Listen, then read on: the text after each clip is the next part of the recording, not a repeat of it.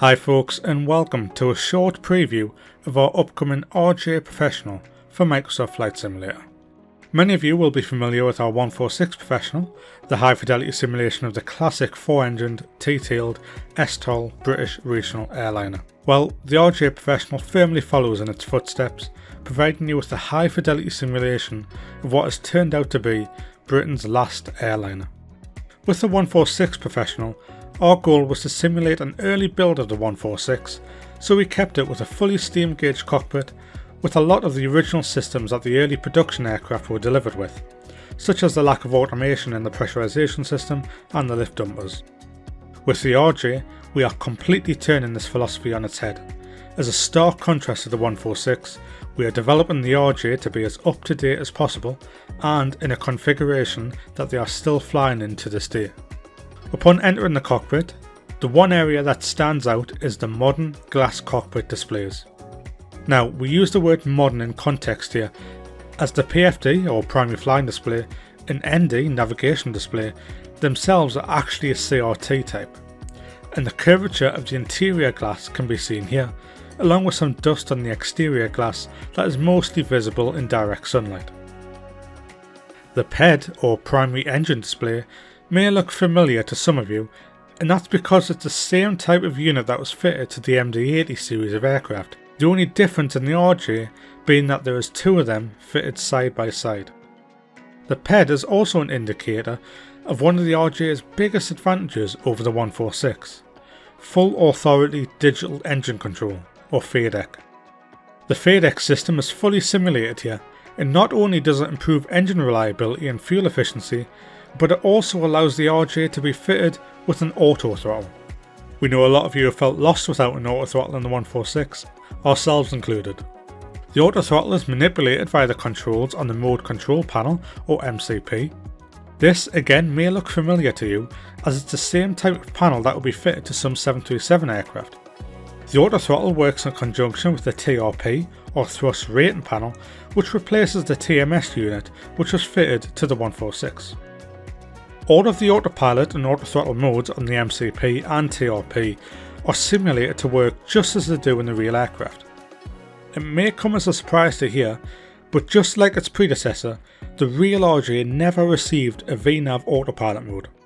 Some aircraft were instead fitted with advisory VNAV, but this would be determined by the type of FMS unit installed in the aircraft and would require the necessary software to be installed, which wasn't always the case. Our simulation of the RJ includes the JNLU 910A FMS, and as we have simulated the aircraft to be as up to date as possible, we have simulated this advisory VNAV mode, meaning that VNAV climbs and descents can be achieved using the level change and vertical speed autopilot modes, and the vertical deviation indicators on the PFD and ND as a reference. The MLS and VNAV buttons were only ever fitted to the MCP in the real aircraft to future-proof the aircraft so that the buttons were there should the systems ever be integrated at the aircraft in the future. On the overhead panel, the general layout is similar to that of the 146, but once you delve deeper, a lot of the systems are different. The most obvious change is the pressurization system, which is now fully automatic compared to the semi-automatic system in the 146. The avionics panel is also significantly different now, as it houses controls for the more modern avionics suite. Don't be confused with the lack of IRS alignment knobs on the overhead, they are actually located on the first officer's side panel. On the pedestal, we can see a very modern looking panel layout, with modern VHF and HF radios, brake temperature indicators, as well as an advanced security door lock. The new cockpit door locking mechanism also necessitated the need for a new, more modern cockpit door model, which can be seen here. If you rotate the cover at the top of the door, there is also a little peephole that allows you to see into the cabin, a personal favourite feature of mine. I know, I'm easily pleased. The passenger cabin shown in this video is the same one that was shipped with the 146 version 2 update earlier in the year, so it isn't representative of the final product. The cabin itself will be seeing a large overhaul in the RJ as we aim to be simulating the cabin differences between the two aircraft. On the AFB, we have the full set of features that were included with our 146 Professional version 2 upgrade. This includes Navigraph and SimProof support, boarding and deboarding logic, including JSX integration, failures, pushback controls, door controls, and a plethora of customization options. The customization options will be tweaked slightly compared to those in the 146 to account for the differences in the RJ. For example, we have added a tail skid customization option that allows you to toggle on and off the tail skid on the exterior. Airlines had the option to fit a tail skid to the RJ70 and RJ85, but this was not taken up by many airlines, and therefore the global RJ fleet ended up with a mix of some aircraft with a tail skid and some without.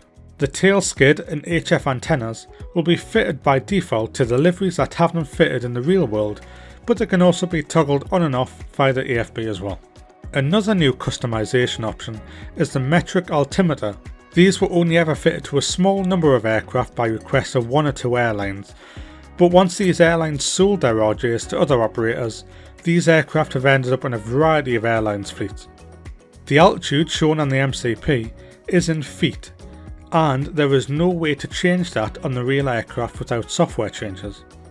Therefore, this metric altimeter can be used to display the altitude set on the MCP in meters, as well as the current barometric altitude also in meters. On the exterior, we do have a brand new set of over 30 high quality liveries specific to the RJ. These liveries cover each of the three RJ variants, the shorter RJ70, the middle of the road RJ85, and the longer RJ100, and feature operators from all over the world in both passenger and private jet configurations. With regards to the sound set, we will be using the critically acclaimed sound set from our 146 Professional as a base for the RJ Professional. We then have some additional sound recordings of the RJ specific systems to integrate into the sound set. All of what we have discussed in this video makes the RJ a really quirky aircraft to operate. With the foundations of the systems that stem from the 146, the MCP and autopilot controls that stem from a 737 type aircraft, and the engine displays from an MD-80 type aircraft, the cockpit is quite unlike anything else. We are thrilled to see that so many users continue to enjoy flying our 146 Professional, and with the RJ being another step deeper in terms of system simulation, additional customization options, quality of life features, refined flight model, additional sounds, and the high quality modelling and texturing that you come to expect from us, we think you are going to enjoy it even more. We're not able to share a release date or pricing for the RJ just yet, but I hope as evidenced in this video, you can see we're not too far away from that now. There will be a discount for previous owners of the 146 Professional, and more information on that will be shared closer to release. Just to touch on the recent announcements regarding Microsoft Flight Simulator 2024, Microsoft have already announced that backwards compatibility is a big feature of 2024 and have stated that with very few exceptions, the majority of products developed for 2020 will be compatible with 2024 out of the box.